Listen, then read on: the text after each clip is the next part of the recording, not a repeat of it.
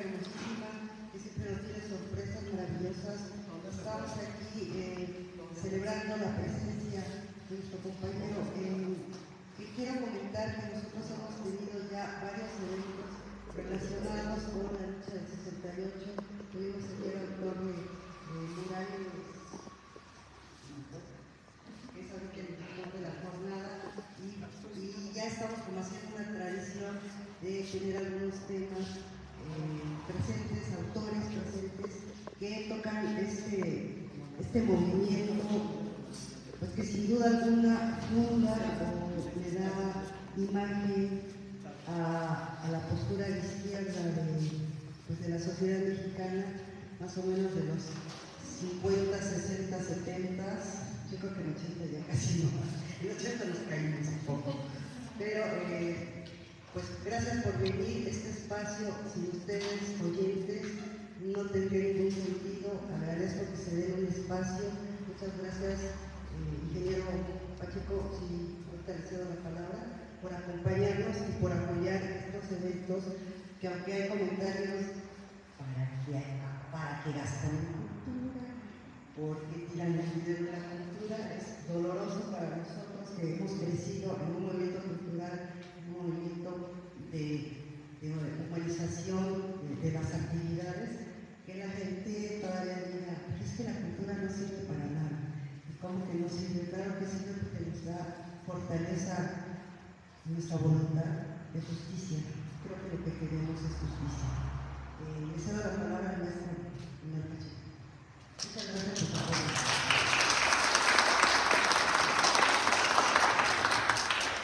Maestra Norma, muchas gracias por la presentación. Amigos, cada uno de ustedes sean bienvenidos al maestro Iván Jaime Aranda Favela, a nombre de nuestra presidenta, la maestra Tatiana Nancy Ángeles Moreno, que extiende ella una cordial y un afectuoso abrazo, y también a la compañera de usted. Bienvenido a Actopan, la capital de la cultura en el estado de Hidalgo.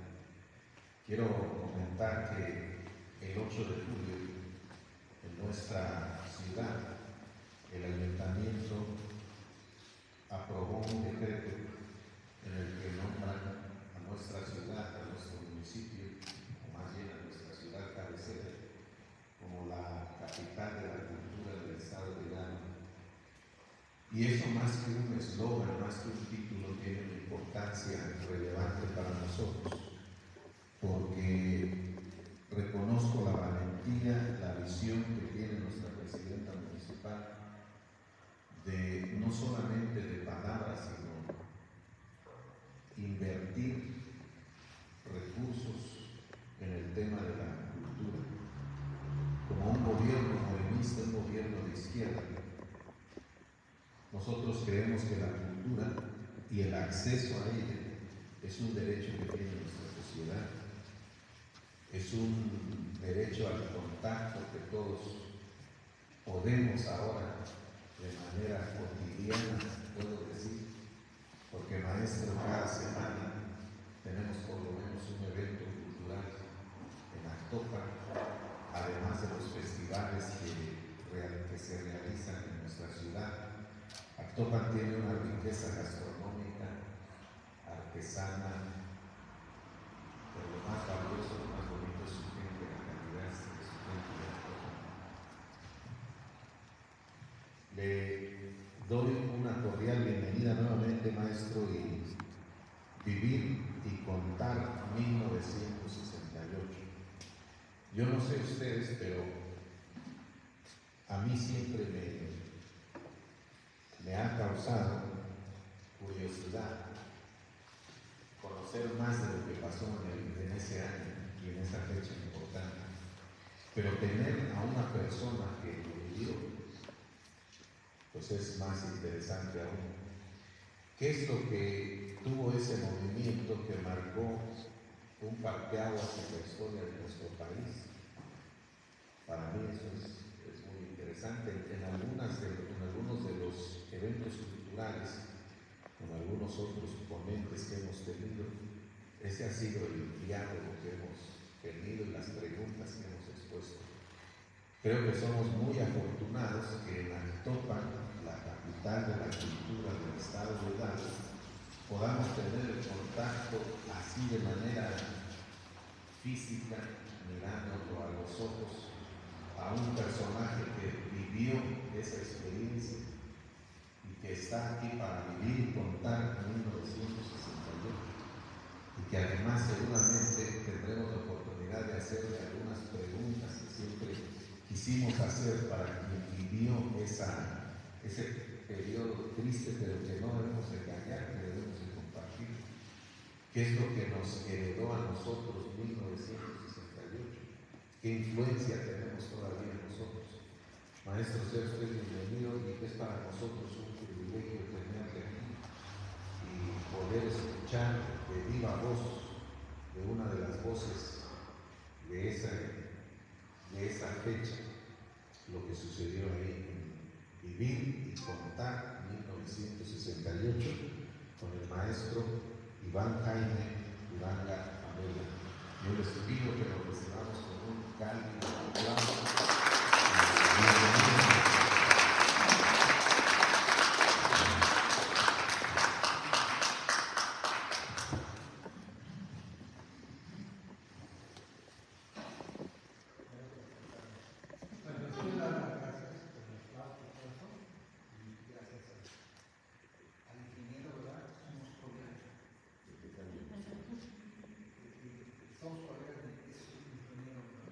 Soy profesor. Profesor. Nosotros somos ingenieros de la cine. Sí, básicamente, gracias tanto Iván como al ayuntamiento, a la maestra Norma y en este caso al señor secretario de aquí del municipio. Quiero dar un preámbulo a la conversación. Este es un esquema de conversatorio donde se vale hasta interrumpir. Porque justamente una de las cuestiones que trajo el movimiento estudiantil de 1968, como se dijo anteriormente, como un parteaguas en la historia contemporánea de nuestro país, es esta cuestión que nos ha dado paso a paso, no sin represión, no sin severos castigos para quienes de una u otra manera participaron, y otros seguimos participando en todos los ámbitos, y que nos ha ido llevando a este país a una población más consciente cada vez, mejor informada, con nuevos medios y mecanismos de participación. Creo que esos son parte de esos frutos. Y una de las cuestiones es tener claro el contexto en que ocurrió la 65, movimientos en universidades de provincia del país, como la Universidad Michoacana, la cuestión de la Escuela de Hermanos en Chihuahua, y así un montón de batallas que se fueron dando a lo largo y ancho del país, porque obviamente las demandas sociales pues nunca son del 100% satisfechas, siempre van a tener algún componente de insatisfacción, y la sociedad, sus segmentos diversos se van a organizar. Y lo que ocurrió en ese entonces, contextualizando, es una sociedad sumamente conservadora como sociedad, con una alta represión hacia los que en aquellos momentos fuimos niños y jóvenes, ¿no? Algunos íbamos en la secundaria y otros, como Iván, iban dentro de la vocacional, y otros mayores que empezaron a revelarse como un fenómeno natural ante la terrible represión, no solo física, sino también una represión en el orden cultural, social, ¿no? La música, etc. Y obviamente lo que genera presiones al interior de las sociedades, pues en un momento dado llega a buscar salidas. Y una de esas grandes salidas fue el movimiento estudiantil del año de 1968, los sobrevivientes, y por cierto, dentro del contexto de esta plática, que él que va a contar Iván, es lo que ocurrió en una escuela muy en particular, llamada la vocacional número 7 del Instituto Politécnico Nacional. Ya ahorita les contará con más detalle, y solo quería comentar que Iván es uno de los dos sobrevivientes de esa escuela y de 1961 de esa escuela. Hay otros sobrevivientes, unos que nacimos un poquito después, seguimos siendo sobrevivientes, unos somos hermanos, otros primos, otros hijos y otros nietos de esas batallas, ¿no? que se generaron en ese año histórico, y cuyos pormenores de esto que va a tratar Iván, le cedemos la palabra para que haga uso de la.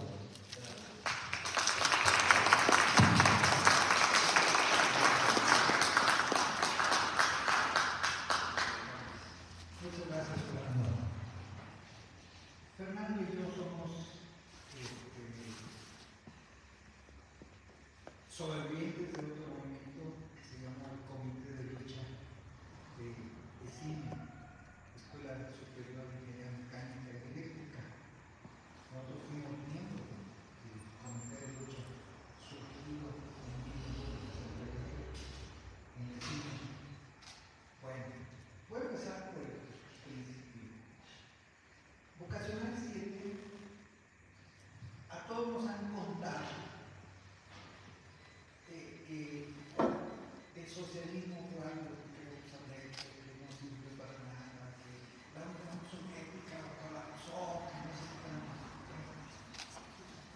La vocacional 7, la LORCO 1968, era una preparatoria técnica piloto que surgió de un sueño que tuvo Eugenio Méndez de Ocurro.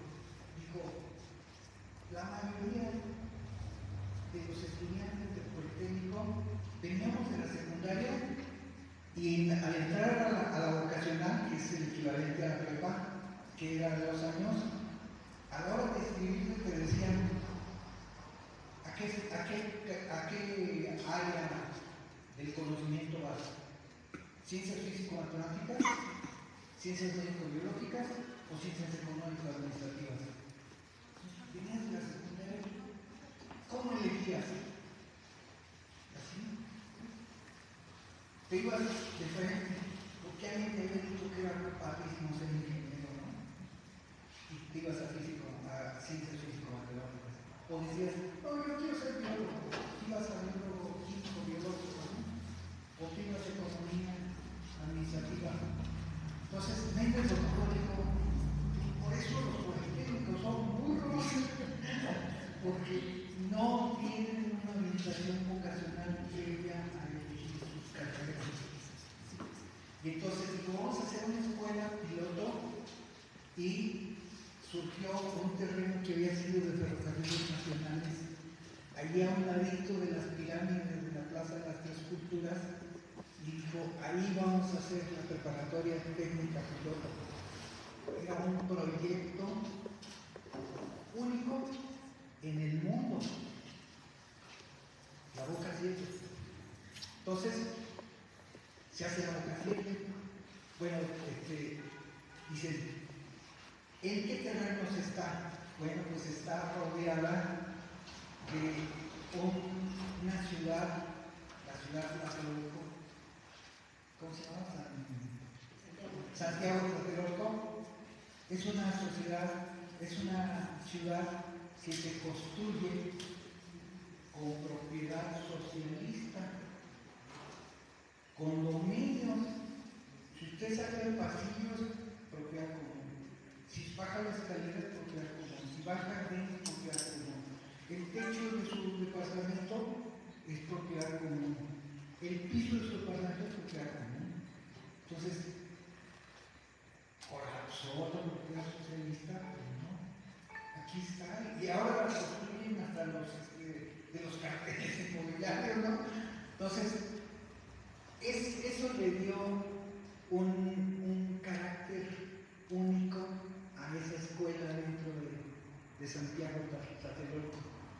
También Tlatelolco pues traía mucha historia. Atrás de Tlatelolco estaba la primera escuela indígena que hubo en la colonia de la Nueva España. Ahí estuvo la primera escuela en Santiago de Tlatelolco. Entonces, es una cuna del conocimiento en la formación que ha tenido nuestro país. Y se encarga al arquitecto Mario Pani diseñar una escuela que fuera única. Y ese cuate se le ocurre y dice: ¿qué tiene Tlatelolco? Construir un edificio que sea un símbolo. Y entonces dice: a ver, está a un lado de la plaza de las Tres Culturas. El símbolo del Banco de Obras es un edificio triangular que está en Santiago Tlatelolco. Y entonces dice: vamos a hacerla de triángulos porque significan tres culturas. Y se avienta este edificio precioso con un montón de cosas que no tenía ningún otro edificio del Politécnico Nacional. Había sala de descanso de mujeres, porque es la primera escuela que es mixta. Como van las tres áreas de conocimiento que tiene el Politécnico, el 50% de los alumnos son mujeres, por primera vez. ¿Y dónde creen que nació la minifalda en México? Aquí nace la minifalda en México. Son las primeras que empiezan a usar minifalda. Y mi mamá, que era muy católica, me reciben, me van a ayudar a mi papá y mi mamá. Vinieron de Durango y me dijeron: pues te llevamos a la escuela para conocerla. Van en el bochito, bajo del bochito, y mi mamá se baja primero porque yo iba atrás. Y cuando bajo, mis compañeras de voleibol, y ya se me llegaron las 3 o 4 con minifalda. Y dice mi mamá: ¡ah! Ella venía de Durango, la minifalda. Me dijo: oye, ¿y esas son las de Vascos que te salieron? ¿Quiénes son? Yo soy mis compañeras de voleibol, pues todas con minifalda, ¿no? Y sobre todo que las muchachas de voleibol, ustedes las han visto, todas son bonitas. Y muy difícil que haya una voleibolista que sea fea. Entonces, muy bonita. Pues en Boca 7 yo supe de vocacionales que eran de puros hombres que hacían visitas guiadas para ir a ver a las muchachas de Boca 7. Entonces, Boca 7 era un lugar de privilegio del Instituto Politécnico Nacional, en donde en el primer año teníamos, por primera vez en el Politécnico, cantidad de materias humanísticas, cultura, lo que ustedes están defendiendo desde estos espacios. Entonces, el tipo de alumnos que había en esta escuela no era el alumno normal de estas escuelas. Era una escuela de privilegio, de cierto privilegio, en cuanto a que se estaba impartiendo mucha cultura, y también había dentro de la escuela. Para esto yo fui el secretario de Asuntos Culturales del Comité Ejecutivo de Boca 7 en 1938. Entonces, el que organizaba en ese tiempo los eventos culturales era yo, y tuve el honor de organizar esta fiesta. Esta es una novela escrita en torno a la fiesta que hubo en Boca 7. No se acostumbraba en ese tiempo que a los de nuevo ingreso se les hiciera una fiesta de bienvenida. Más bien, llegamos y los porros al otro día de que entramos a clases ya nos querían comprar el pelo y ponernos chapopotes. Nomás que éramos la generación del 68, pues eso no se pudo hacer. No nos dejamos. Hubo hasta posibilidad de que en ese día que los porros quisieron novatearnos, hubiera una masacre, porque los capturamos, los rodeamos, y cuando ya todo el mundo quería lincharlos, salió un pacifista que era yo y decía, no, nosotros no somos porros, nosotros no podemos agredir a nadie. ¿Pero qué vamos a hacer? Nos vamos a acompañar a la puerta de la calle y vámonos. Nosotros no les vamos a hacer nada. Bueno, eso fuimos nosotros, pero los del segundo año salieron por porque ellos sí tenían ya rencillas pasadas, ¿no?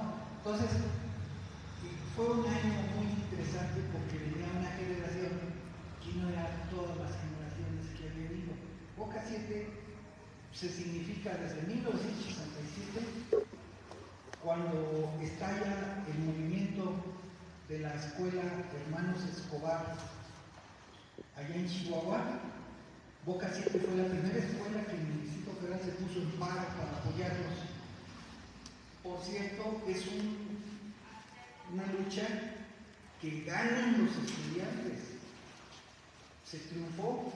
La escuela Hermanos Escobar lo absorbió la Universidad de Chihuahua y fue incorporada.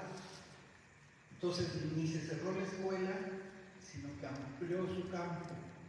Entonces, esa escuela Boca 7 tuvo una participación destacada. ¿Por qué? Pues porque había cultura, nada más por eso. Entonces, es una cosa interesantísima. Yo se las narro aquí en el libro, cómo estuvo todo el movimiento el 26 de julio de 1968, cómo inició el 1968, porque, miren, un 23 de julio había un partido de fútbol americano allá afuera de las escuelas Boca 2, estaba la Boca 5 a la vuelta, ahí estaban jugando americano y en un lado estaba la preparatoria particular incorporada a una que se llamaba la Isaac Ochoa. Y en un pleito, los carrillos, que eran los que estaban a jugar allá afuera, van y agreden a la prepa. Creo que fue un pleito de muchachos, fue de fama. Y en poquito tiempo también en los granaderos, los que iniciaron el pleito huyen. Algunos se fueron a meter a la Boca 5. La Boca 5 estaba en clase, ni siquiera estaban enterados de qué estaba sucediendo afuera. Pues llegan los granaderos y dicen que el que salió primero de la dirección a preguntarles qué querían era el director, pero en el poli se acostumbra que el director salga vestido de civil, no manda a hacer traje. Fue el primer golpeado. Ya lo pegaron, no tenía lugar de cuerpo sin golpe. Fue el primero que le pegaron. Y luego se metieron los granaderos y agredieron a los estudiantes adentro de sus aulas, junto con el maestro. Entonces, eso encendió la cuestión de que había que protestar en el pueblo, se protesta por todo, al menos en esas épocas. Y ellos organizaron una manifestación al Zócalo el 26 de julio. No era el Zócalo, iniciaron que iba a ser de la moneda de la revolución al casco. Se hizo la manifestación, pero llegando al casco la gente dijo, no, pues nadie nos vio, tenemos que ir al Zócalo. Y ahí se organizó hacer la manifestación al Zócalo. Y la manifestación se inicia donde hay una iglesia donde San Judas Tadeo, allí se forman y arman la manifestación pequeñita. Como la organiza desde el inicio, desde el momento de la revolución, la organizó la FENET y las escuelas Boca 7, Economía y ESIME se habían salido de la FENET. Nosotros no fuimos invitados, nos consideraban los disidentes, la FENET. Entonces, no Boca 7, había algunos, porque tenían hermanos o eso, en la Boca 5 que fueron a la manifestación, pero no fue Boca 7 como escuela. Yo era de asuntos culturales y todos los viernes tenía que ir a pedir el auditorio. Para esto estábamos muy avanzados. Me hacían responsable de cualquier daño que sufriera en la escuela por mis eventos culturales. Así. Y pues a esa edad uno tiene todo. ¿Qué pasa? ¿Qué pasa? Y entonces, pues, era en la tarde, yo todos los días en la tarde me presentaba, yo iba en el turno matutino, pues todos los días me presentaba en la tarde a pedir el auditorio y que las autoridades ahí, la burocracia, me firmaran y le dijera a los encargados de abrir el auditorio, de los equipos de sonido, todo eso, que me dieran las facilidades.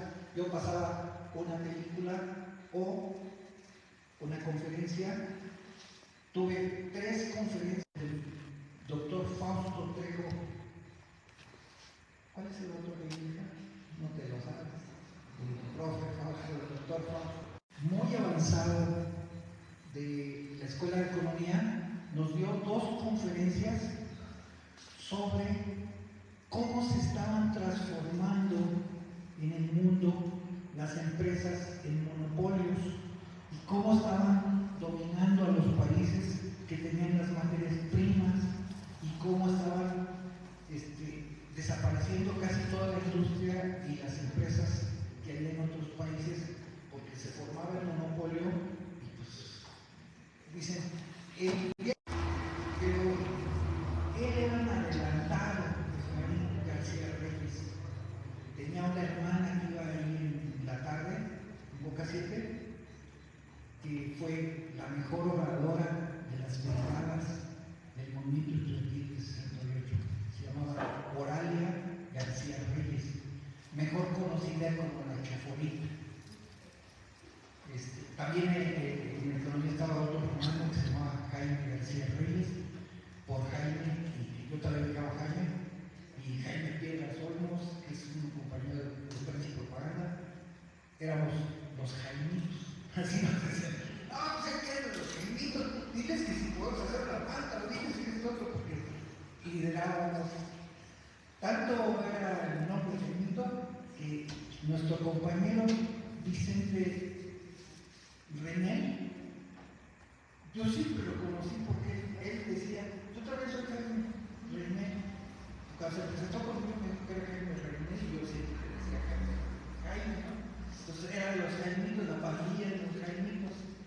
Entonces, pues ese día yo salgo con mis papelitos de ir a la dirección, voy caminando ya para la puerta para irme a mi casa y en la escalera suben los muchachos, porque la de Boca 7, no sé, creo que en esta foto se ve, tenía una explanada que estaba en el primer piso y abajo en el sótano estaba el gimnasio, los laboratorios, la cancha de atletismo, la de básquet y la de voleibol. Era una escuela de élite y teníamos los laboratorios de química, de biología, de física, en donde ahí en el hospital, luego cuando fue al hospital, ahí estaba la cocina del hospital de química. Entonces,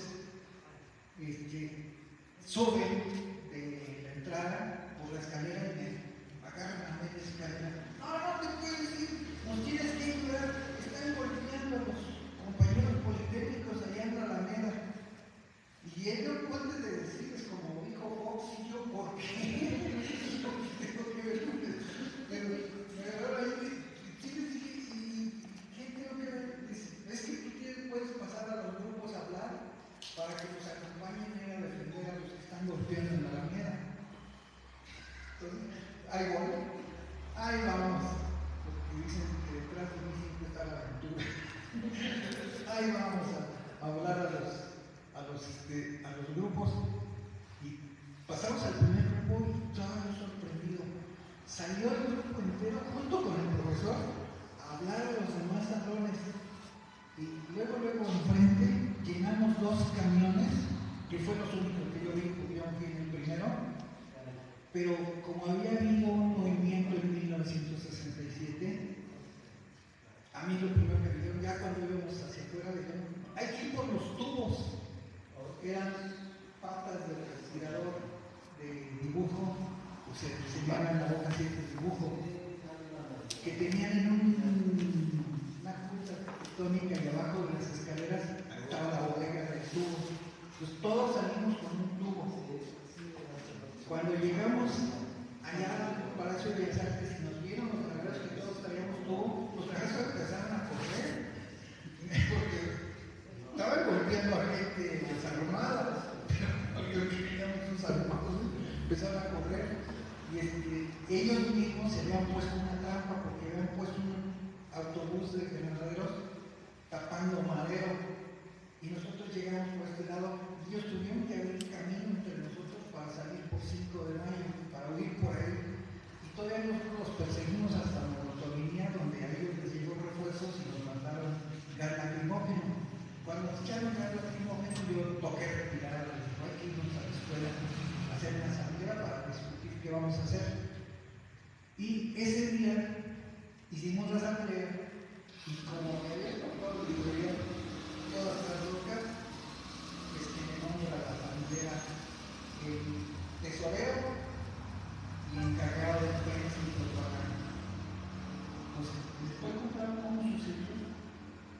Todos los eventos que iba a ser Oriente, y algunos compañeros que venían del Zócalo, ya cuando toqué retirar el mismo se vinieron porque se llamaba la calle La Oreja Central, se llamaba San Juan de Letrán. Unos se vinieron por el San Juan de Letrán y nosotros nos vinimos por Bolívar y luego tomamos San Juan de Letrán y dimos la vuelta. Entonces, los que se fueron por San Juan de Letrán pasaron a Blanquita a hacer un meeting. Estaba Pérez Prado tocando, y entonces cuando entran los muchachos, uno de los músicos de Pérez Prado empezó a hacer ruido con la batería de Pérez Prado. Espérate, ¿qué nos quieren decir los muchachos? A ver, súbanse. Y subió la brigada encabezada por Jaime García Reyes, mi hermana la choforita. A él era el que le decían el chofo. A los demás hermanos no eran chofos por él. Era el más chico. Entonces él era el chofo y todos los hermanos terminaron siendo los chofos. Entonces Jaime dice que subió, era claro, cayó a los músicos y se echaron un discurso allá en la quita diciendo que nos habían perdido los ganaderos en la Alameda. Y después Pérez Prado abre con el mambo del Politécnico, pues ¿cómo? No podía decir otro mambo, ¿no? Entonces dice que estuvo muy bueno ese meeting adentro del Teatro de la Quita. Fue uno de los primeros meetings. Ahora les cuento otra cosa. En la Alameda, en el hemiciclo a Juárez, había un meeting de una manifestación que había estado, dicen que fue en Fray Servando Teresa de Mier, para atrás, ahí se reunió la manifestación, marcharon hasta el hemiciclo a Juárez, hicieron un meeting conmemorando la Revolución Cubana. Y la otra marcha que venían a protestar por los hechos del 23 eran politécnicos. Incluso dicen que cuando los politécnicos venían marchando y entrando a Madero, de allá les gritaban ¡provocadores! Entonces no estaban muy de acuerdo. Pero a la hora que llegaron los ganaderos, a los primeros que les pegaron fueron los politécnicos. Entonces los politécnicos huyen hacia el meeting de los del partido, era la Juventud Comunista, no era el partido, era la Juventud Comunista. Huyen hacia allá y los de allá empiezan a repeler a los ganaderos. Ahí ya Poli y UNAM ya están juntos. Los juntos de la represión. Ya vienen los provocadores y de acá les gritaban, ¡qué comunista! Ahí se unen. Y luego llegamos nosotros y los ganaderos perdieron. Sí, pues nosotros llevamos. Pues yo me acuerdo todavía que un muchacho muy alto que era de básquetbol me dice, ¿y tú, carnal, cuántas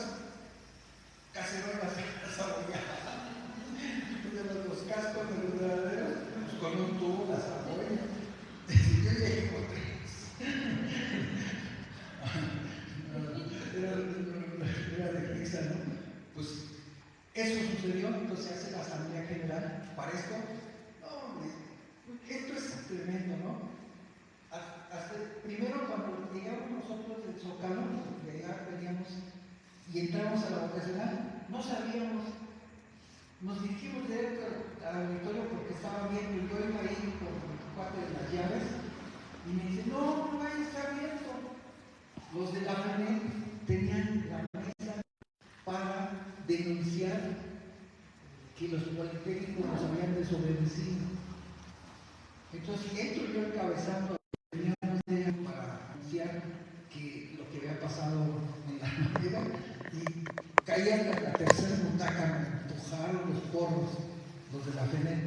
Era una organización priista, había sido una organización revolucionaria en el 58, pero luego la absorbió el PRI y sus secretarios generales pues eran miembros del PRI.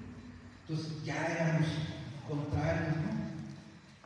Pues me aventaron hasta las butacas, sabía caer, me bajaron. Intenté otra vez subirme y me volvieron a bajar. Y estaba a punto de rendirme cuando llega la segunda grupo, y esos todavía traían los tubos. El otro camión que había ido allá, venían del Teatro Blanquita, y vienen ellos, y veo nomás cuando se paran todos los porros y se pegan a la pared. Y otra vez, después de que me han chupado, me subo y les digo, no, nosotros no somos porros, no les vamos a hacer nada, les vamos a acompañar. No, esa gente ya termina. ¿Sabe cómo me apodaban?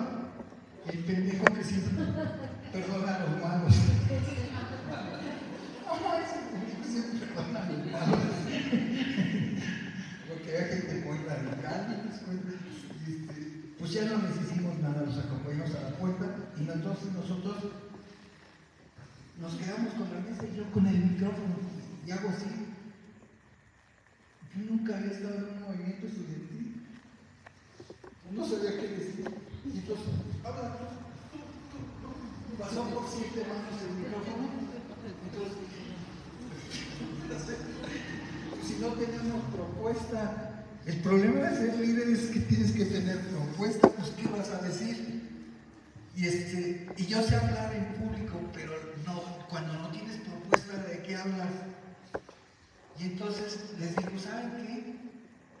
En el grupo, no sé, era el segundo año, les digo, ahí está Jesús Vázquez, él era el secretario general del turno vespertino de la Sociedad de Alumnos.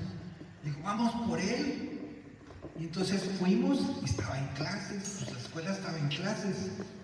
Entramos a su grupo, le pedí permiso al maestro y le digo, Jesús, ven a salvarnos. La asamblea, el auditorio está repleto de gente y no hay quien hable. Nadie tenía propuesta. Ya baja Jesús, él era un poco más grande que nosotros, muy tranquilo. Ya le fui platicando todos los hechos en el camino y dice, ahorita vemos. Ya llegó y se sentó. El micrófono, yo me senté en un lado, ya yo me sentí ancho porque dije, aquí está mi valedor. Pues Jesús, lo primero que dijo, a ver, hay alguien que quiere informar de los hechos que pasaron, ¿verdad? Y hablo fulano, y luego lo otro, y lo otro. Y ya la asamblea se empezó a hacer. Y entonces dice, pues hay que formar la comisión de impresión y propaganda, la tesorería, hay que... Si vamos a irnos al faro, hay que formar las guardias, quién se va a quedar de guardia, quiénes se proponen. Entonces empezaron a hacer las listas y ese día, 26 de julio de 1968, yo me quedé a vivir en la vocacional 7, pero haciendo trampa porque los que veníamos de provincia, pues sí lo podíamos hacer. Los demás niños tienen que regresar a su casa. Entonces casi nos quedamos ese día poros que éramos de provincia. Estaba en Chihuahua, el Durango, yo también era Durango, o sea, pero en ese tiempo ya venía de Guerrero, yo venía de Guerrero, se quedaron también los de Guerrero, los cuates de la casa del estudiante poblano, los de la casa del estudiante sinaloense. Había casas de estudiantes que eran una especie de internados donde comían los estudiantes que venían de provincia. Entonces, provincia se quedó a vivir en la vocacional 7. Ya como tesorero empecé a medio ver de dónde iban a salir de dónde iba a salir el dinero. Entonces, ese mismo día, mis láminas de dibujo pasaron a formar parte de los botes con que íbamos a recoger el dinero. Después reprobaría dibujo porque yo no tenía ni mis láminas. Entonces, mis láminas de dibujo pasaron a formar parte de los botes de pedir cooperación. Llegó yo el tesorero, pues organicé todo lo de los botes, hicimos 50 botes, entonces les dije, mañana tienen que salir 50 brigadas. Cada brigada debe llevar 3. Un orador, uno que reparta volantes y uno que recoja el dinero. Y eran los que me firmaban la lista para llevarse el bote. Ellos firmaban ahí, eran responsables del bote. Nada más que Boca 7 pues actuaba por su cuenta en todo, ¿no? Resultó que la chófora se fue con una brigada de más de 40 gentes y han hecho un mitin allá en Vallejo a la salida de las fábricas, de los obreros de las fábricas, gigantesco. Y luego se les unió una brigada del ESIME y el mitin se hizo más grande. Y entonces el pueblo empezó a ver lo que era el movimiento del 68. Y nosotros, pues todas las noches era una batalla contra nuestra ignorancia. Malos para escribir en máquina, malos para redactar. Y miren, los primeros volantes que nos llegaron del UNAM eran hojas en papel revolución, tamaño carta, como 10 hojas engrapadas, y ese era un volante para el pueblo. Pues dije, no, eso no lo va a leer nadie, ni yo lo voy a leer. Nosotros vamos a hacer volantes, y entonces fuimos los inventores de Twitter de la época. Una hoja oficial la cortábamos en 4 volantes, cada uno con su mensaje. Entonces nosotros teníamos que hacer el stencil, el maestro, el máster, lo teníamos que hacer con 4 redacciones y luego teníamos una guillotina y se cortaban los volantes, se hacían en el mimeógrafo. Boca 7 tenía 3 mimeógrafos. Había más, había un departamento de impresión de control escolar que hacía apuntes y hacía exámenes y todo eso impresos. De ahí había como 5 o 6 mimeógrafos. Yo, que era el responsable, dije, nomás vamos a agarrar 2, más el que estaba en el comité ejecutivo, eran 3. Y con 3 trabajamos porque también se necesita personal para que las cosas caminen. El problema es, el sábado 27 de julio ya teníamos una escuela de mecanografía allí en Prensa y Propaganda de Boca 7. La secretaria de su director dijo, yo les enseño. Y ella se fue a enseñarnos a escribir. Fue cuando yo ya empecé a entrenar con el cubreteclado y eso, porque los primeros volantes salieron con este dedo y nada más 2 deditos. Así se hicieron. Entonces, es interesante ver esto porque es cómo se organiza la gente en una lucha. Y cómo, pues, el día que empiezas eres nada. El día que empiezas no eres nada. Empiezas de nada. Trabajas con las uñas. Nada más de lo que trabajamos en las 100 volantes y salieron las brigadas del sábado y el domingo, teníamos ya medio costal de monedas. Pero nos recibió el día lunes en la madrugada. En la Asamblea General, el domingo en la noche habíamos quedado. Vienen los granaderos, los enfrentamos. Quien venga que no sean los soldados, los enfrentamos. Pero si viene el ejército, nos rendimos. Eso en el Politécnico es una utopía. No ocurre. No ocurre que se rindan los politécnicos, por eso siempre nos reprimen, porque no nos rendimos. O sea, no sé qué pasa que en ese momento se envalentona o no. Llega el general Toledo, pone frente a la puerta 6 tanquetas y con un megáfono grita desde afuera: ¡están rodeados! Tienen 5 minutos para salir con las manos en alto. ¡Ríndanse!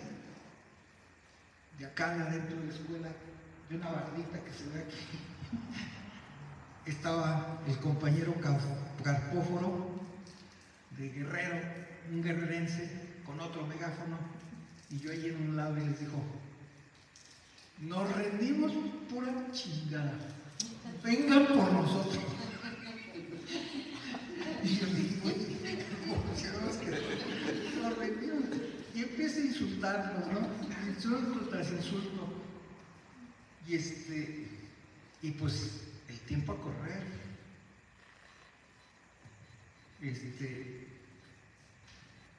Yo subo corriendo hasta la azotea y les digo a los muchachos que estaban de guardia en la azotea: es el ejército, nos vamos a rendir. Aquí nos vamos a morir todos.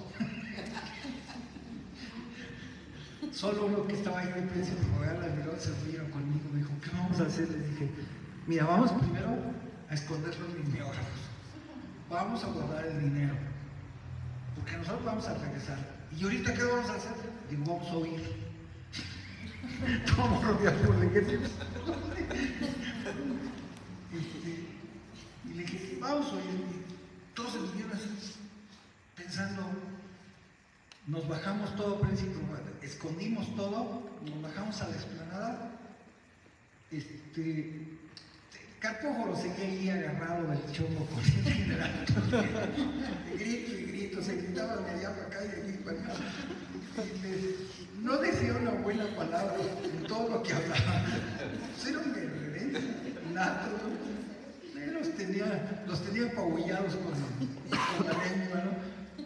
Y en ese momento, ya que bajamos, se deja venir la tanqueta. ¡Pum! Le da el primero y el segundo y el tercero, y se va a la puerta abajo, era de lámina, junto con un pedazo de barra de este lado, de otra barra, para abajo. Y habíamos previsto todo, de que iban a venir y que las barricadas, habíamos puesto barricada en todas las entradas del sótano. Ahí sí habíamos cerrado completamente con barricadas. Las bancas eran bancas así, pero de varillas, o sea, eran muy duras. Y acá arriba yo dirigí una obra de arte, una pirámide así, donde si quitabas la banca ahí abajo, se venía todo, con peligro hasta de nosotros, hasta que quitó la banca, ¿no? Entonces aquí estábamos Carpóforo y yo, se cae la puerta, entran los soldados por el lado por las orillas de las tanquetas y atrapan a Carpóforo de una pierna, pues estaba parada en la bardita, y yo agarrándolo de la tira del megáfono, pero a la hora que le jalaron ellos, yo oigo que Carpóforo hace lo tuve que soltar porque dije: lo voy a ahorcar. Se fue y se fue el primer detenido. Jalé la barricada, se vienen todas las bancas, casi me matan. Y se cierra ya la puerta. Entonces estaban detrás de mí los muchachos de Prensa y Propaganda y algunos de allá de arriba que ya habían decidido: pues sí, vamos a entregarnos, no tenemos. Si nos empiezan a disparar, ¿qué vamos a hacer? Y les digo: vamos a huir. Pero dicen: ¿por dónde? Les digo: hay un vidrio roto que yo lo he visto cuando paso por la Plaza de las Tres Culturas, volteo y hay un vidrio roto. Y cabemos bien por ese vidrio, uno por uno. Claro que estaba como a 6 metros de altura, ¿eh? Y entonces, y en lo oscuro. En esa parte estaba muy oscuro esa noche. Todavía cuando estábamos brincando, todavía pasó un pelotón por arriba en el pasillo y casi ve a los muchachos que estaban allá abajo. Se metieron debajo del andador. El andador de abajo en unas partes es hueco. Entonces saltaban y pues 6 metros y en lo oscuro sin ver el piso, pues nomás se oía caer el vuelo. Yo un quejido. Y los que ya habían brincado primero lo metían debajo del andador, lo jalaban y se tiraba el otro y el otro y el otro. Salimos 13 esa noche, todo Prensa y Propaganda salió. Y estuvimos escondidos debajo del andador y les digo, todavía pasaron pelotones así para rodear la escuela porque se estaban brincando la barra y estaban entrando por las canchas de juego, pero no podían entrar por las barricadas y la barra que da hacia las canchas, que eran la barra de los laboratorios, pues era una barra alta con unas ventanitas arriba, pero muy altas. O sea, les digo, eran como 6 metros de altura. Entonces no se podían subir los soldados, estaban intentando, pero era ventanita chiquita, no podían entrar ellos por ahí. Y por acá enfrente estaban quitando las bancas de la barricada.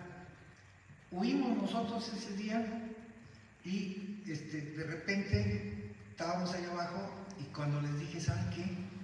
Como ya se están brincando por allá atrás, ya no van a venir por aquí. Salimos y nos fuimos a esconder creo que es el segundo piso donde está el balcón del edificio Chihuahua, y desde allí estuvimos observando antes de huir definitivamente rumbo a Tepito.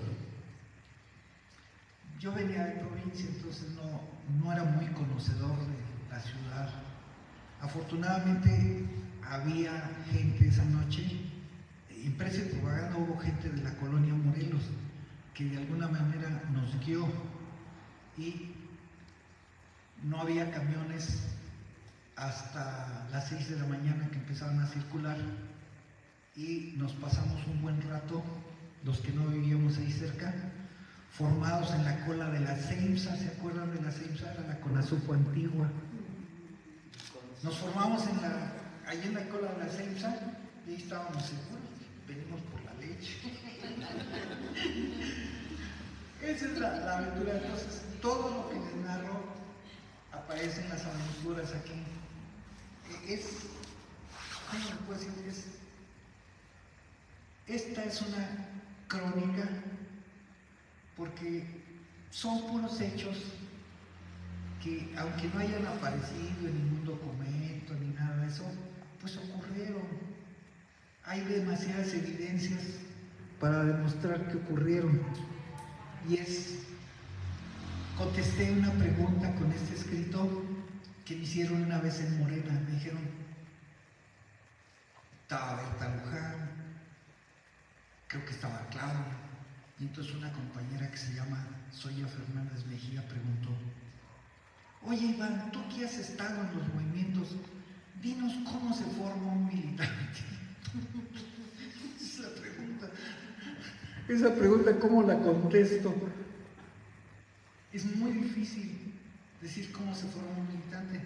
Entonces, creo que unos días después empecé a escribir algo sobre esto, diciéndoles, pues, cuál era la historia de vida mía, cómo me hice militante, cómo llegué a ser un periodista militante, porque toda mi vida, a partir del movimiento del 68, me he dedicado a escribir y ustedes los van a encontrar en internet, con este nombre van a encontrar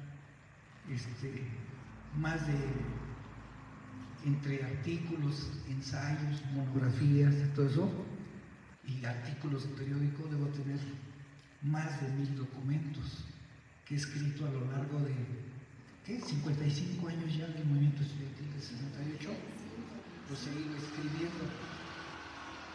Un tiempo en el CIME, el Comité de Lucha CIME, era la editorial de todos los movimientos populares que hubo en México, que la invasión del 2 de octubre en Iztacalco, la propaganda se hacía en el CIME, porque nosotros llegamos, que la compraron jovencitos como Fernando, ellos fueron becados. Los becados compraron un offset y la CIME imprimía ese offset, era a disposición de todos los movimientos populares, era la imprenta de los movimientos populares, pero también hicimos libros de texto para gente de escasos recursos de la CIME y de otras escuelas. Entonces, esos becados, esos cerebritos de la CIME, eran chavitos así, cuando él era chavito, donaron ese dinero de sus becas para que se comprara el offset. Hay que darle honor a quien honor merece. El director general Manuel Zorrilla Carcaño, cuando yo fui le dije, no nos fían el offset, necesitamos un aval. Dijo, yo fui. Él firmó. No, él fue nuestro aval en la compra del offset, porque fue en abono, lo compramos en abono. Entonces, ¿cómo se formó un militante? Pues aquí está. Porque la lucha de nosotros no terminó en 68 ni el 2 de octubre. Nosotros, después del 2 de octubre, se formaron los comités de huelga, se diluyen en diciembre de 1968 y renacen como comités de lucha. El comité de lucha del CIME encabezó muchos movimientos en esa época. Nos tocó encabezar un movimiento que se llamó el CAES, Comité de Aspirantes a Escuelas Superiores. Esa lucha, que fue en 1961, triunfó y ese año no hubo rechazados a ninguna escuela del Distrito Federal. Y el gobierno, a lo mejor ya lo tenía planeado, tuvo que formar la UAM, tuvo que formar al Colegio de Bachilleres, los CONALEPs, los CCHs. O sea, no fue Casanova el que formó los colegios de ciencias y humanidades. Fue una lucha que triunfó, nada nos ha llegado gratis, nada ha sido gratis.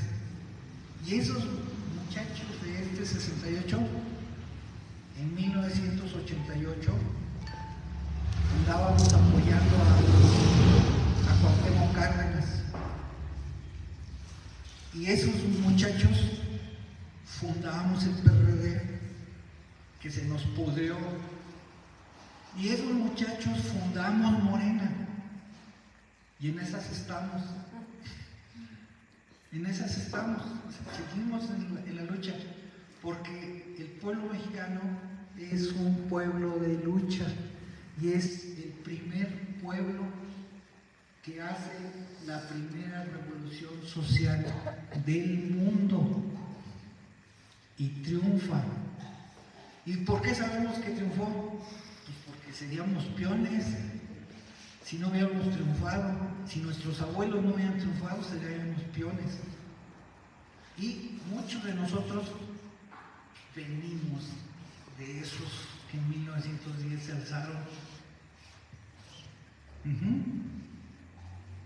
Entonces, no somos un pueblo cualquiera. Somos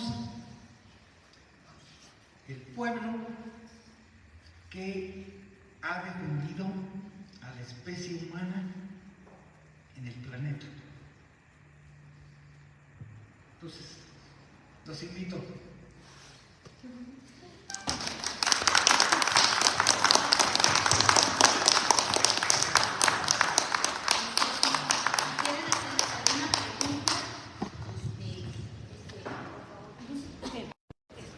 Yo una pregunta sobre esta teoría que a mí me deja también como un espacio, diríamos, de duda, sobre la teoría de la homeocárcel. ¿Piensas hacer algo, un libro también para explicar esa teoría? Bueno, te soy sincero. Hay una teoría que soy el creador, de que Fundé hace años una academia que se llama Academia de Estudios de Cambios Sistémicos Sociales. Yo sostengo que un cambio sistémico social es un nuevo orden mundial. Entonces, el capitalismo, que es la revolución industrial de 1760, triunfa y empieza a avanzar en el mundo con su contrario de los burgueses, que eran los proletarios, y las primeras revoluciones sociales que hay en el mundo en el siglo XX, que fue la primera, fue la de mexicana, y la soviética, son tan importantes que rompen ese sistema social y dan el nacimiento a un nuevo orden mundial. ¿Cuáles son las señas que yo recojo? Son evidencias. Yo les digo, miren, es tan fácil. En 1944 se reunieron 40 naciones, entre las que estaba México, y liderados por Estados Unidos y su economista, que era Harry Dexter White, elaboran y firman el Tratado de Bretton Woods y se crea el Banco Mundial, y se crea la ONU, y se crea el Fondo Monetario Internacional, y se crea, y el oro se empieza a almacenar en Fort Knox, en Estados Unidos. Y les digo, ¿a eso les llaman capitalismo? Eso ya es un nuevo orden mundial. Tan es un nuevo orden mundial que la contradicción que era burgueses y proletarios se diluye y nace una nueva contradicción. ¿Cuál es la nueva contradicción? Sistema socialista contra sistema imperialista. Hasta una guerra fría. Eso es un nuevo orden mundial. Entonces hay mucha gente, y gente de mucho tamaño intelectual, que dice, no, todavía vivimos en el capitalismo. No, hombre, te quedaste en 1944 o atrás. Entonces, todos sus análisis del mundo los hacen en base a ese sistema de pensamiento, que es un sistema de pensamiento equivocado, porque el orden mundial actual tiene muy poco que ver con el capitalismo. En primera, se acabó la libre empresa, los monopolios dominan desde entonces. A ver, díganme dónde hay libre empresa en todo el mundo. No hay. Hay monopolios. Y los monopolios se fortalecen a partir de 1963. Yo estuve en 3 empresas que me tocó vivir la transición de la empresa hacia un nuevo orden mundial que nació con el asesinato de Kennedy. La primera empresa que estuve, que me tocó ver una oferta pública inicial en la bolsa, se llamaba Baldor. Baldor era una empresa familiar muy grande de Estados Unidos, pero era familiar. Cuando la empresa hace su oferta pública inicial, yo me acuerdo que yo me reunía muchísimo con el de finanzas y le decía, ¿pero qué significa? Porque yo también era alguien que estaba desorientado. Yo seguía pensando en términos del capitalismo y el de finanzas me decía, Iván, ¿en qué andas? El mundo ya cambió. Me decía, y a mí me daba coraje. Si yo leí Marx. Y me decía, mira Iván, te voy a decir lo que es una oferta política. Nosotros vamos a emitir acciones y un broker, que es un fondo de inversión, va a poner nuestras acciones al público en un piso de remates y el público va a comprar las acciones. Entonces el señor Waldman y el señor Dor, que ahorita son los dueños, ya no van a ser los dueños, van a ser dueños de una parte de la empresa. Pero como todas las acciones que se vendan ahí en el mercado son del público, la empresa, ¿cómo se llama la oferta? Pública, ¿no? Si la empresa va a ser pública. No me entraba en la cabeza. Y entonces, dice, lo vas a ver, te va a tocar verlo. Obviamente, desde que tú empiezas, que casi siempre es 2 años antes de que haces la oferta pública, desde que tú empiezas a hacer todos los trámites para lanzar una oferta pública inicial, la bolsa te manda una calificadora jurídica para que todos los procesos internos de tu fábrica cumplan con los requisitos jurídicos de la bolsa. Y te manda, y participa en el consejo de administración, desde que te lo manda. Y luego te manda también un asesor financiero de una calificadora que va a calificar todos los procesos financieros dentro de tu empresa. Y también ocupa un lugar en el consejo de administración. Ahí están, como si ellos fueran dueños también de la fábrica, pero apenas son representantes de las calificadoras. Y también te sugieren un broker que va a ser el encargado de que todas las acciones que tú emitas las vende al público en un piso de remates, en una bolsa de valores. Entonces, me dice, vas a ver que ese día que suceda todo eso, unos días después, ni el señor Waldman ni el señor Dor, que ahorita son los dueños del 80% de las acciones de Baldor, ya van a ser los dueños. Y decía, ¿a poco ellos van a regalar su fábrica? A mí no me digas eso. Ellos ya la regalaron, porque ya se metieron. No me entraba, era lento de aprendizaje. Pero nos interesaba mucho lo que me platicaba. Y entonces, pues pasan esas semanas y viene la oferta pública inicial con un éxito. No, el capital social en 2 semanas ya era 3 veces más grande que el capital inicial que tenían los dueños del banco. Se triplicó, no digo se multiplicó por 4 porque el otro capital ahí seguía, pero el nuevo era 3 veces más que lo que estaba.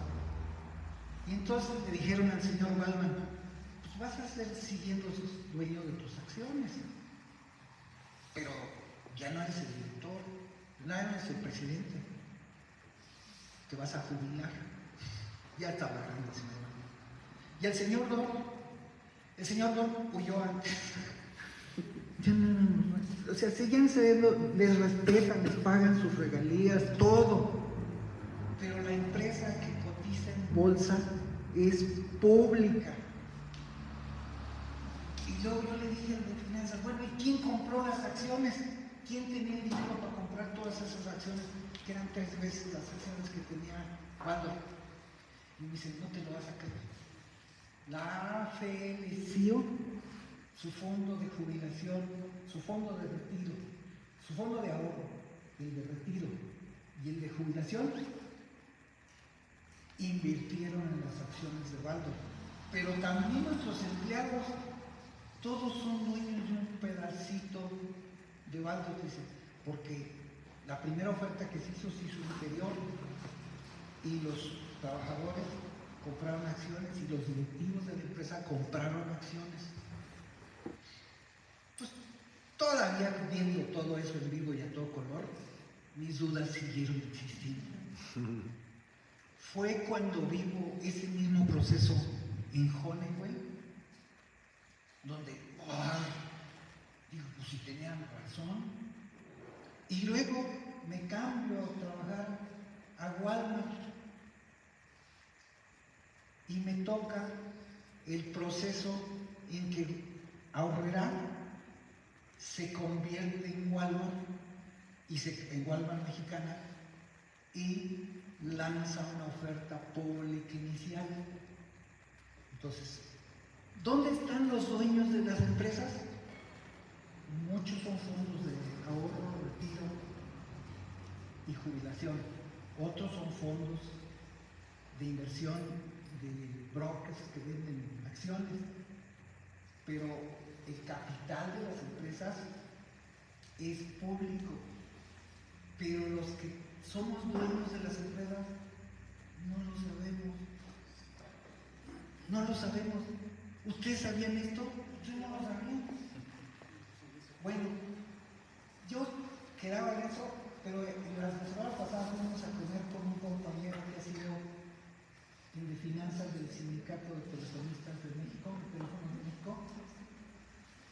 50 años, ¿no? Ha sido Bustos, ha sido el gerente de finanzas. Aunque él no sea el gerente, él maneja la finanza del sindicato.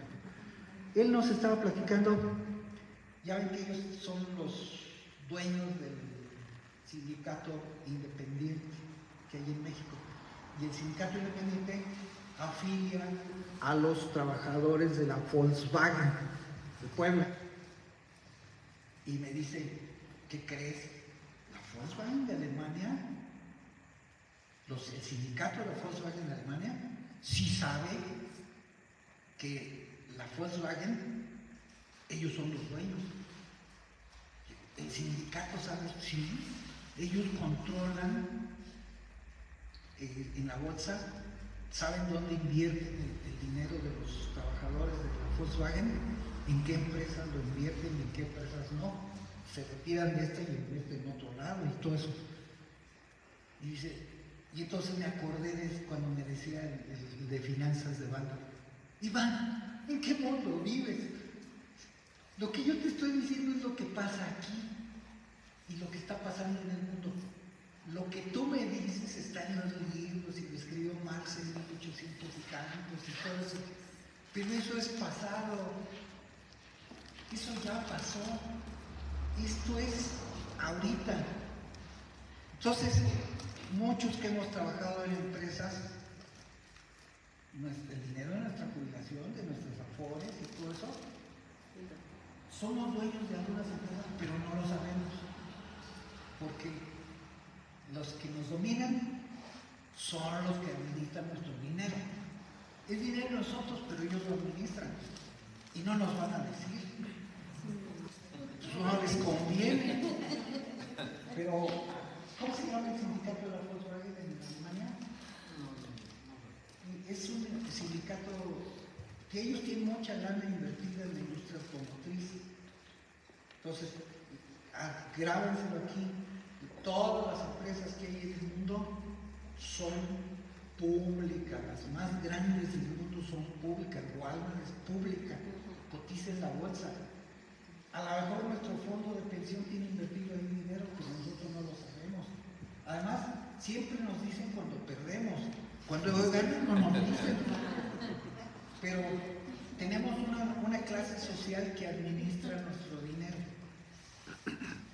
¿Esto es igual al capitalismo? No. Esta es una fase superior del capitalismo y una fase superior del imperialismo. Y esta nació en 1963. El 68 es parte de esa revolución. Y no lo sabíamos. Pero esa es una teoría que yo estoy lanzando al mundo desde hace 30 años con un éxito mínimo. ¿Sí? Melen en Rusia, Melen en China, Melen en toda Europa. ¿Saben cuántos Melen aquí en México? No más de 100 gentes. Y la teoría nació ahí. Nosotros, mexicanos, hemos estado en la punta del pensamiento del bien común en el mundo, porque aunque haya muchas teorías sobre el comunismo, la teoría verdadera sobre el comunismo es que hace muchísimos siglos el ser humano inventó el comunismo primitivo. ¿Para qué? Para que una especie que es débil sobreviviera. Y es tan arraigado entre los seres humanos el bien común que es casi genético. A ver, ¿por qué va el bombero a pagar la casa de otro? No es su casa. Entonces, no, claro, que me paguen, no voy. Vaya, arriesga la vida por apagar la casa de otro. El salvavidas ahí en el mar, va y salva la vida a otro, que no es la de él. Vaya, arriesga la vida para salvar a otro. O sea, el ser humano tiene adentro, y ese es el humanismo mexicano, el ser humano tiene adentro un gen que se llama el gen del bien común. Y lo traemos desde hace millones de años, desde que el ser humano apareció en la Tierra. Pero seguimos pensando en los dogmas. No, porque el comunismo, que esto y que lo otro. Esos son dogmas. Mucha gente es comunista sin saberlo. Es decir, la mayoría somos comunistas sin saberlo. La mayoría actuamos por el bien común. Así, pero pues es genético. Nos vamos como hacemos las cosas que tenemos que hacer por el bien común, aunque nunca nos consideremos comunistas. Entonces, estamos viviendo un periodo de despertar y por eso el compañero de repente despreciamos. No, si primero hay que ganar la batalla de las ideas antes de ganar cualquier otra cosa. Primero tenemos que ganar la batalla de las ideas. Las ideas son las que hacen que la humanidad, hagan de cuenta que estos 3 libros que están aquí apilados, este es un nivel de civilización, el siguiente es otro nivel de civilización y el siguiente es otro nivel de civilización, porque camina en espiral el desarrollo de la civilización. Aparentemente volvemos a pasar por el mismo punto, pero ya no es el mismo punto, ya vamos un piso arriba. Y ahorita estamos entrando a un cuarto de nivel de civilización, por eso se dice es la cuarta transformación. Y yo ya tengo el nombre de la quinta transformación. La quinta transformación, ahorita estamos entrando a la era del conocimiento. ¿Cuál es la siguiente era? La era de la creatividad. Porque el ser humano en la próxima era ya no va a necesitar trabajar para vivir, se va a poder dedicar a la creatividad. ¿Y por qué? Porque ahorita ya en este momento, y nos lo acaba de decir nuestro compañero del sindicato de teléfonos, dice, ya hay más robots que gente. Nos lo acaba de decir, en las empresas ya hay más robots que trabajadores.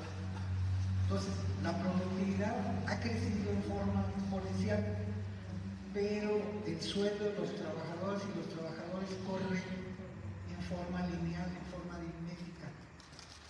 Las utilidades ahora se están concentrando en unas cuantas manos porque la especie humana no se ha dado cuenta de que ya puede vivir sin trabajar.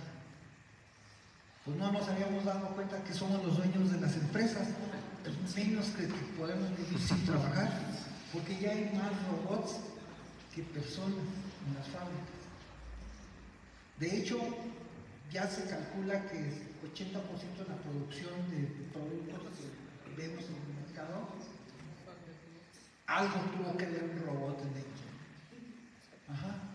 Entonces, vamos a la era de la creatividad y hay que empezar a ejercitar nuestros cerebros.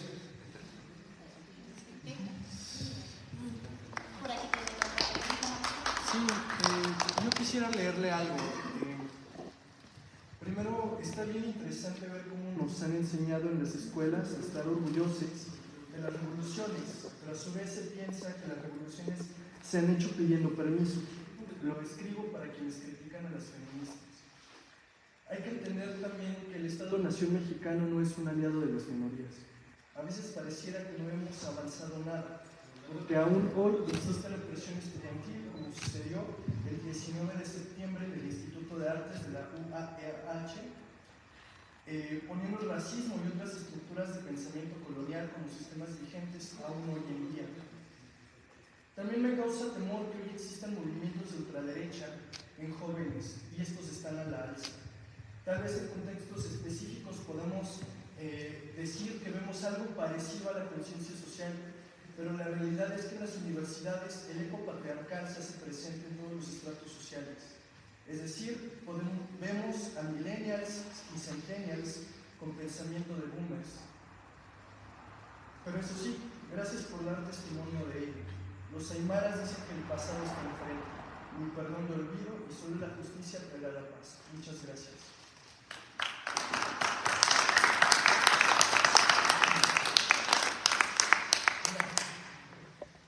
Esto es muy bonito. La mayor parte de lo que se necesita hacer, aquí estamos los protagonistas. En el 68 nadie nos dijo, se necesita democracia. Le vamos a pedir al director que sea democrático. Nadie nos lo dijo.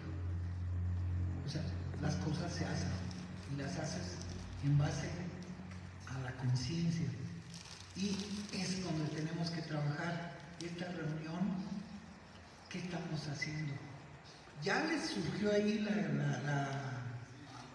la espinita esa que les va a estar molestando, que dicen, uy, pues si las empresas son de nosotros, porque el dinero que fluye para las cajas de ahorro, para los fondos de retiro y jubilación,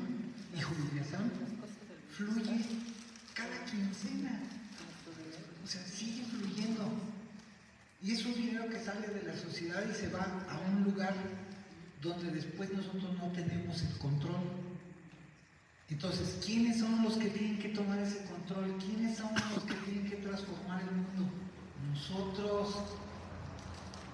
A lo mejor los viejitos ya no damos una, pero ustedes ahí están. Yo estoy muy contento con las nuevas generaciones. He estado teniendo con el libro, he estado teniendo mucho contacto con las nuevas generaciones y me da mucho gusto que estén ustedes porque digo, estos no les van a ganar, estos van a ser mejores que nosotros, ya lo son. Entonces, eso los quiero dejar. Somos nosotros quienes cambiamos el mundo, no va a venir nadie. No van a venir los marcianos a ayudarnos, somos nosotros. Gracias. Con el debido respeto, yo le pregunto, ¿conoció usted a la Nacha y a Tita, las líderes estudiantiles del 68? ¿O tuvo usted contacto con ellas? Tita, el día 28 o 27 de agosto, que fue la manifestación que fuimos al Zócalo y que nos íbamos a quedar ahí a dormir para esperar el 1 de septiembre el informe de Díaz Ordaz.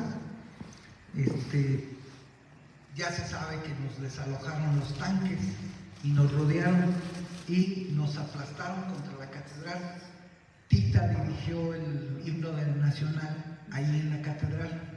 Se subió ahí en una pequeña bardita del barandal y de ahí dijo, vamos a cantar el himno nacional. No, muy gordita, pero ahí la estaban teniendo a la Tita. Ahí la conocí. Yo no, antes de eso no la conocía, pero ahí la conocí ese día que estábamos en la manifestación del Zócalo. Fue 27 o 28, no, perdón, 27. Ahí la conocí. Y ahí estaba la Nacha también, eran muy amigas. Sí, las conocí. Gracias. Y en un libro que tenemos nosotros conmemorativo, hay mujeres que escriben, que dan testimonios. Muchas gracias.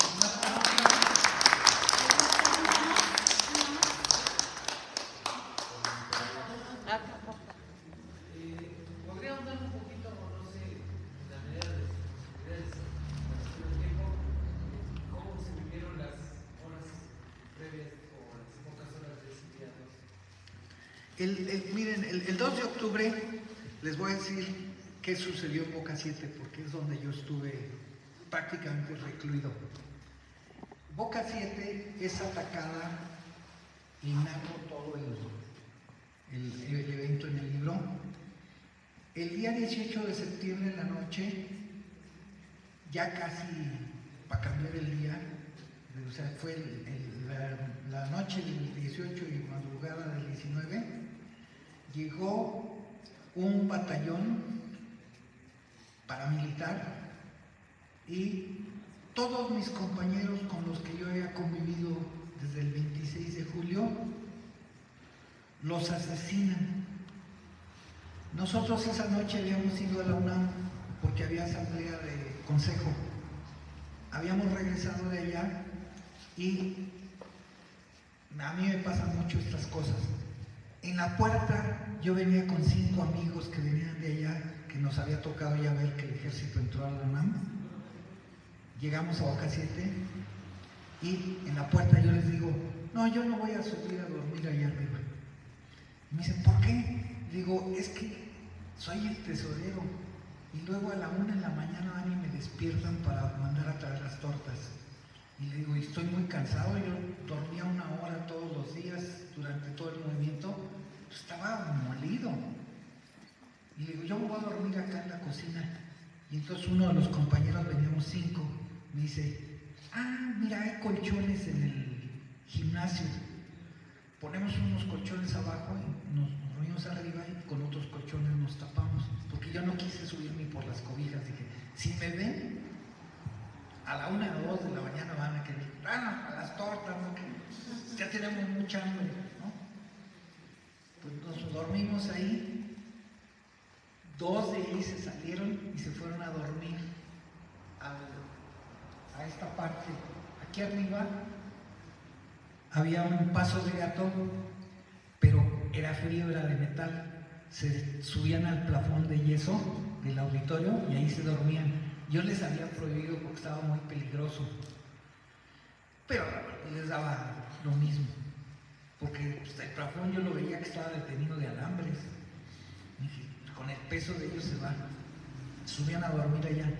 Somos los 5 sobrevivientes de esa noche. Esa noche mataron a todos los compañeros que estaban allá arriba en el Príncipe Propaganda y a los que estaban de guardia en la dirección y a los que estaban de guardia en la azotea. No sobrevivió nadie. El día 19, Jaime Piedras, Alfredo Martín Sánchez y la bronca es los apodos. El Plátano y otro compañero, no me acuerdo de sus nombres, creo que se llamaba Edmar o Belmar, el Plátano. Pero el otro compañero no me acuerdo su nombre, también tenía un apodo. Y somos los únicos sobrevivientes. Cuando salimos, la escalera se veía que habían arrastrado cuerpos, estaban los charcos de sangre y aparentemente se los llevaron en algún transporte todos los cuerpos, aunque es difícil saber qué hicieron con ellos, porque años después aparecieron cadáveres enterrados en las canchas. Estaban haciendo la ampliación del hospital, de la cocina del hospital, y una arquitecta del Politécnico encontró 2 cuerpos que los de antropología e historia dijeron que eran prehispánicos, pero tenían balas de M1. Yo no sé si Cortés o Pedro de Alvarado traían M1. O sea, eran muertos del 68. Y el doctor Héctor Piñera Guevara narra cuerpos que se encontraron en el auditorio, aunque si estaban en el auditorio nosotros los hubiéramos visto.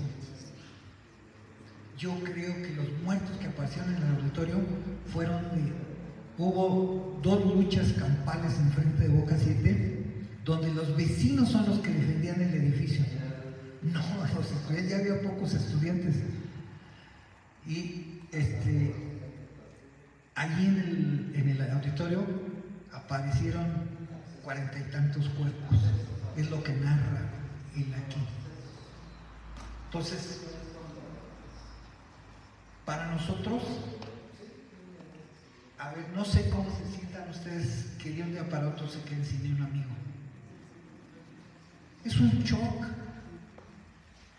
Con los que platicabas todos los días ya no están. Entonces Jaime, Martín, nosotros así, éramos unos zombies. Quedamos zombies después de eso.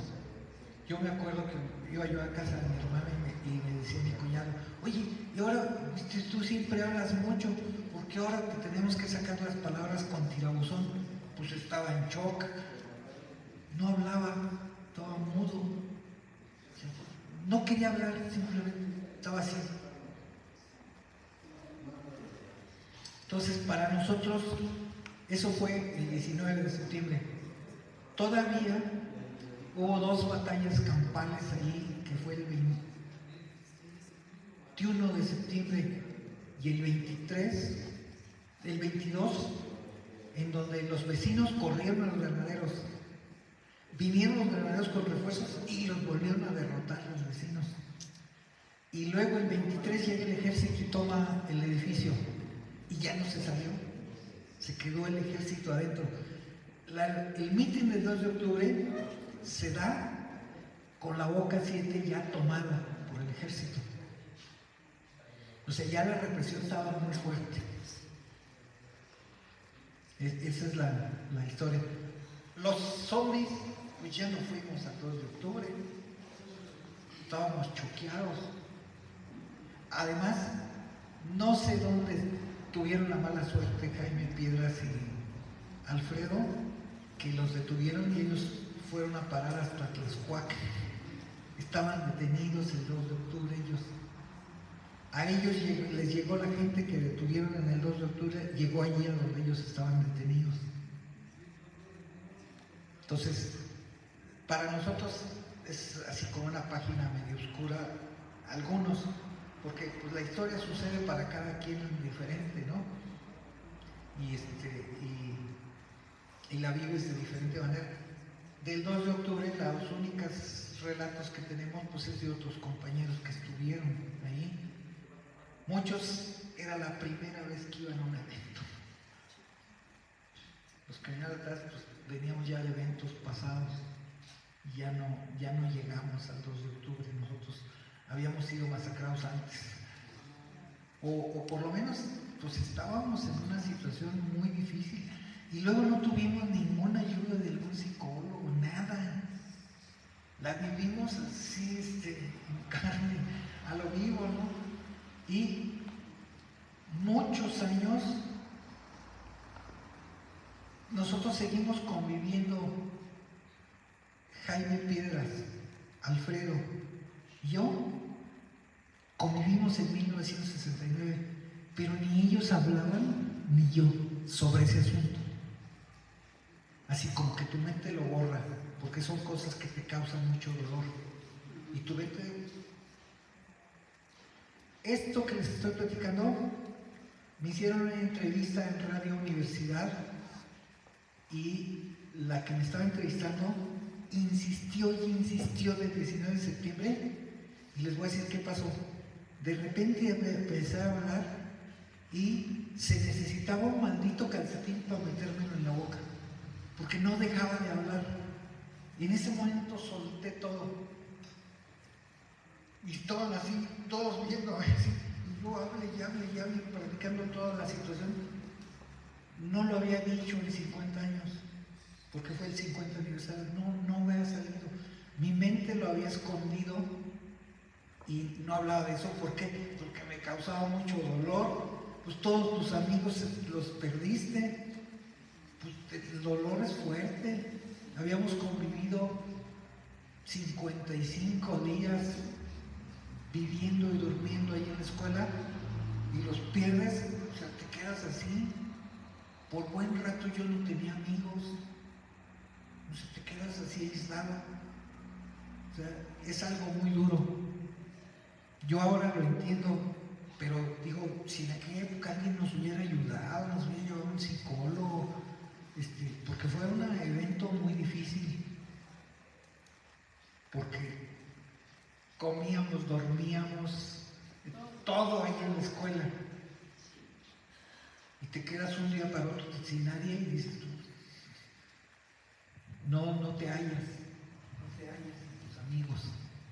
Entonces, esto hasta ahorita lo platico otra vez después de la entrevista de Radio UNAM. Sí.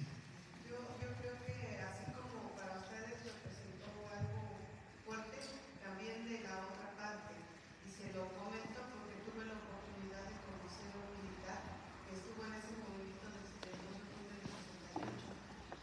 Yo soy maestra y en alguna ocasión trabajo con niños de preescolar y en alguna ocasión trabajamos una actividad a donde invitábamos a un abuelito de cada niño de diferentes días y el señor llegó con una foto envuelta.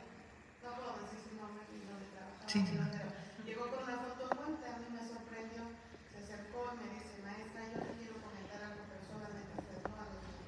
Le digo, dígame, y le saca su foto y trae, está uniformado, ¿no? De militar, bueno, deja de militar, y me dice, lo que pasa es que yo no quiero que nadie sepa que yo era militar, me vine a mi pueblo para esconderme. Y le digo, ¿por qué? Es que yo estuve en el movimiento del 68. A mí me tocó estar en esa matanza. Yo fui de los que mató a muchos estudiantes y los que estaban en ese momento. Y la verdad es algo que todavía no me supera. También me decía, pero maestra, yo en ese momento pues acaté indicaciones de quien me mandaba del gobierno y me dio la indicación. Pero créanme que hoy no sé qué hacer. Como que por lo poco que él platicó conmigo, pues también fue un acto también un poco traumante para él, algo que a pesar de ya tener muchos años, mucho tiempo, pues él todavía tenía como que eso aquí. Me decía, yo no supe qué hacer en ese momento, pero pues yo estando del otro lado, pues yo recibí indicaciones, pero fue algo muy feo lo que yo viví. Y yo le pido que nadie le comente porque incluso si se enteran aquí, pues me pueden hasta linchar, ¿no? Me decía. Y yo le dije, no se preocupe, de esto pues no va a salir, ¿no? Entonces les digo, yo creo que si para él estar del otro lado fue traumante, pues no imagino lo que representó para ustedes como estudiantes, ¿no? Aunque a lo mejor ustedes dicen en ese momento no lo viví como tal, pero ya lo que habían vivido ya era suficiente. Afortunadamente hoy los tiempos han cambiado y creo que pues no estamos ya en tiempos de tener un gobierno preso ante nadie. Yo la verdad que le tengo mucha admiración por todo lo que nos cuenta y sobre todo porque se necesita de mucha valentía, porque eran otros tiempos los que vivíamos. Hoy tenemos más libertad de expresión, pero creo que en los tiempos en los que ustedes estuvieron presentes en ese movimiento se necesitaba más que de valentía para estar en un movimiento como este. Estábamos medio loquitos. La psiquiatría contemporánea dice que los agresores, violentadores, normalmente se recuperan del shock después de 3 meses. Entonces, digo, hay casos excepcionales, ¿no? Porque dentro de la mente de las personas que son violentadoras, sobre todo que hacen este ejercicio de poder, no ven a la persona como otro ser humano, lo ven como lo deshumanizan, vaya. Entonces, yo creo más bien como en la justicia restaurativa, ¿no?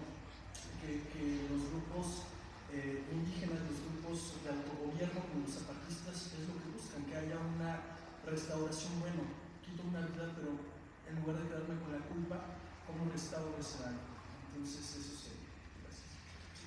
¿Cómo influyó las Olimpiadas en ese momento? Porque esto fue el 12 de octubre y el 2 de octubre y el 12 de octubre empezaron las Olimpiadas, que fue pues una fiesta para México y una fiesta que yo viví, porque yo siento que fue un golpe muy fuerte, que hicieron ¡puf! Y como que se desapareció, porque ¿cómo siguieron ustedes en la escuela? Que después de octubre, bueno, vamos a iniciar clases y ya enterramos a los enterrados y nos olvidamos de ellos, o se olvidó por un momento después de la fiesta de las Olimpiadas. Los que fuimos protagonistas, yo siento que no vivimos unas buenas Olimpiadas. Yo no seguí ningún deporte. Y eso que en la Boca 7 yo era el campeón de los 100 metros. Sí, pero a nivel no población general, ¿no? Porque... No, la población lo asimiló y algunos aplaudieron y otros gritaron y otros protestaron en el Estadio Azteca. Sí. Pero los que estábamos de protagonistas estábamos traumados. O sea, por lo menos de Boca 7, pues traumados, bien traumados. ¿Y qué, al mes siguiente empezaron clases como si nada? No, nosotros regresamos a clases hasta 1969. La Boca 7 nos quita el edificio, el ejército. Es lo que quería saber. Regresamos en Zacatenco había un edificio en construcción que era el edificio 8, que era de SIQUIE, de Química y Industrias Extractivas. No estaba terminado de construir. Ahí nos reuníamos con nuestros profesores. Y de ahí debemos de haber estado como 2 meses. Nos mandan hasta el toreo de 4 Caminos. O sea, debemos de haber estado diciembre y parte de enero ahí en el edificio 8. De ahí nos mandan al toreo de 4 Caminos. Boca 7 era una escuela de 1.500 estudiantes en la mañana y 1.500 estudiantes en la tarde. Al toreo llegamos 4 grupos de segundo año. No hubo nuevo ingreso ese año. Y en la tarde debe haber habido 4 grupos o menos. Muchos estudiantes se cambiaron de escuela, porque ya no más que te manden al toreo, pues estábamos en Tlatelolco. Yo hacía 2 horas, les digo que me subía a un camión que se llamaba el Colonias Urbanas, echaba mi primer sueñito, despertaba, me volvía a dormir, despertaba y todavía no llegaba hasta el toreo. Era cansadísimo para mí ir desde Iztacalco hasta el toreo todos los días. Varios que fuimos protagonistas teníamos una ventaja. El movimiento estudiantil de 68 sacrificó a sus mejores estudiantes. Ese que ustedes oyen que se llama Félix Hernández Gamondi fue el mejor promedio de su generación. Arturo Ávila Coriel fue de los mejores promedios de su generación. En Boca 7 yo estuve entre los 3 primeros promedios de mi generación. O sea, eran los mejores estudiantes, los que estuvimos en el movimiento, los que encabezamos. Nosotros llegamos al toreo y nos encontramos con la sorpresa: no estás inscrito, tus papeles se perdieron. Teníamos muy buenos maestros. Yo hablé con mis maestros y encabecé un movimiento que era las listas adjuntas. Esas no existían en el POLI, se las inventamos nosotros. El maestro hacía una lista adjunta de alumnos que estaban pues como oyentes y les llevaba sus calificaciones. Pero esa incertidumbre hizo que muchos oyentes en el trayecto desertaran, porque no sentían seguridad de que eso iba a servir. Yo fui uno de los pocos, persistí, a pesar de que terminó el año y yo seguía sin estar inscrito. Y hablé con el director y el director pues llegaba yo y me bateaba. No, ya lo estamos viendo. Vente en una semana. Y así llegamos hasta que la escuela fue cambiada del toreo hasta Iztapalapa. Desde el plantel de Iztapalapa alcanzábamos a ver la cárcel de mujeres, porque eran llanos. Para llegar a Iztapalapa era todo un triunfo. En aquel entonces la prepa 5 también estaba llena de vacas. Sí, entonces era dificilito lo que nos tocó vivir. Y allá, un día, pues llegué otra vez, me había citado el director, llegué y me acuerdo que iba entrando yo y uno de los conserjes me dijo: oye, me encargó el director que si te veía fueras a verlo. Entonces pues me fui a verlo, ya me recibió y tenía así los papeles y estaba sentada así en su Es un suertudo. Dice, estás entre los 3 mejores promedios de tu generación y te voy a dar tu certificado, dice, pero no le digas a nadie. Dice, porque los papeles de ustedes no aparecieron. Así salió mi certificado. Y porque insistí, la mayoría no insistió. Mi amigo Jaime Piedras, él iba a ser ingeniero. Él repitió año y se fue a economía. Alfredo se fue a economía y iban a ser ingenieros ellos. Y inicialmente ellos iban junto conmigo para ingeniería. No, hasta carrera cambiaron. Y hubo una deserción tremenda de la Boca 7. De hecho, como no hubo nuevo ingreso en el toreo, en Ixtapalapa nació una nueva escuela. Allí fue por primera vez donde ya hubo nuevo ingreso. Entonces, fuimos los apestados del movimiento. Bueno. Si yo me hubiera tontado, no saco el certificado, ¿no?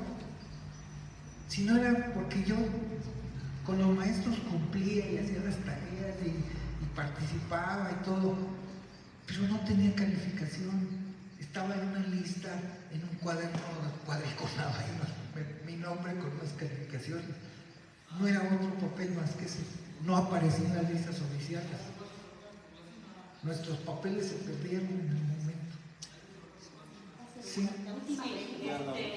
Bueno, dentro de ese movimiento y el contexto que rodea el 68, yo al menos recuerdo a mis 8 años de edad vivir en Francisco y Madero, y cuando sucede lo del 68, los alumnos de la normal del Meche lo que hicieron fue secuestrar autobuses, llevarlos al campo deportivo e incendiarlos como una protesta por lo que estaba sucediendo.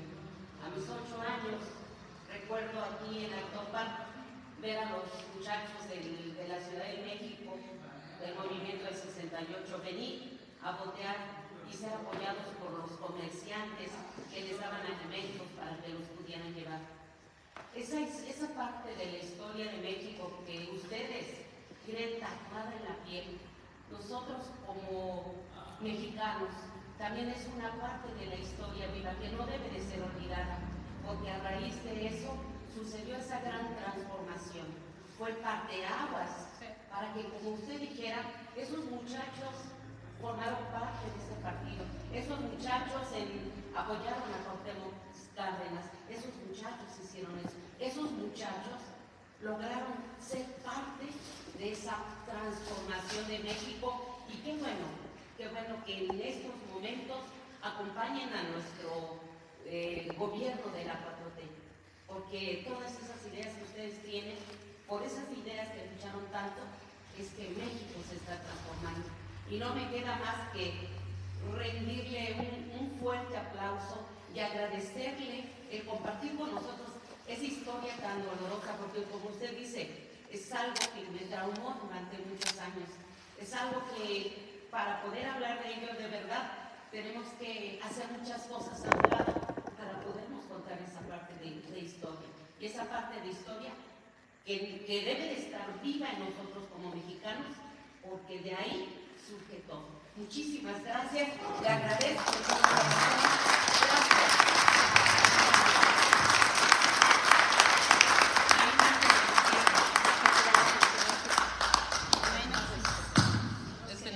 De la izquierda. Otorgar este reconocimiento que dice el gobierno municipal en conjunto con la Dirección de Cultura otorga el presente reconocimiento a Juan Jaime Gaga por su valiosa aportación a la preservación, rescate y divulgación del patrimonio histórico, artístico y cultural de nuestro municipio. Actopan Hidalgo, 2023. Firma el clase la maestra en ciencias Tatiana Luna Santiago.